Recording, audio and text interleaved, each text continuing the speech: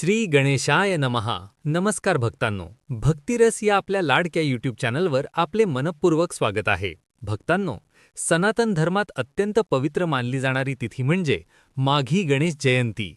ही तिथी भगवान श्री गणेशांचा अवतार दिवस म्हणून साजरी केली जाते. माघी गणेश जयंती 2026. शुभ मुहूर्त. भक्तांनो, 22 जानेवारी 2026 गुरुवार.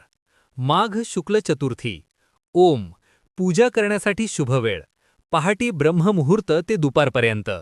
विशेषतः सूर्योदयाच्या वेळी पूजा केल्यास अतिशय पुण्यदायी मानली जाते. देवळात अर्पण काय करावे? भक्तांनो, माघी गणेश जयंतीच्या दिवशी देवळात खालील गोष्टी अर्पण केल्यास विशेष फलप्राप्ती होते. 1. हळकुंड म्हणजे हळदीची गाठ. गणेशाला हळकुंड अर्पण करणे अत्यंत शुभ मानले जाते. शास्त्र काय सांगते? हळकुंड म्हणजे शुद्धता, आरोग्य व समृद्धीचे प्रतीक.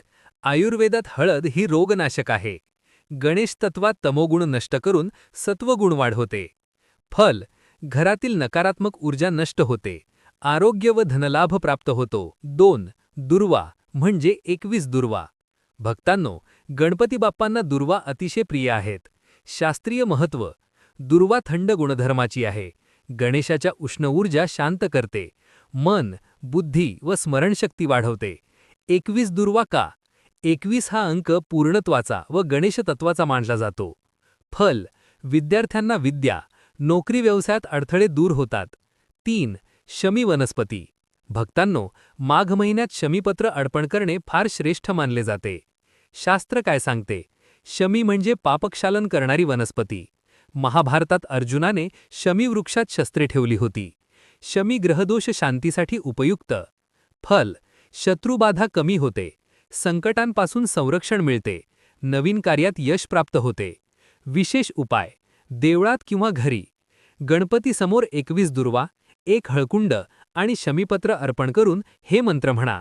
ओम गंग गणपतये नमः 108 वेळा. शेवटचा संदेश. भक्तांनो, माघी गणेश जयंतीच्या दिवशी शुद्ध भावनेने केलेली पूजा हीच खरी पूजा आहे. गणपती बाप्पा आपल्या सर्वांच्या जीवनातील सर्व विघ्ने दूर करो. नमस्कार. गणपती बाप्पा मोरया. मंगलमूर्ती मोरया. व्हिडिओ आवडल्यास लाईक करा. भक्तिरस चॅनल सबस्क्राईब करा आणि हा व्हिडिओ आपल्या परिवारासोबत शेअर करा. जय श्री गणेश.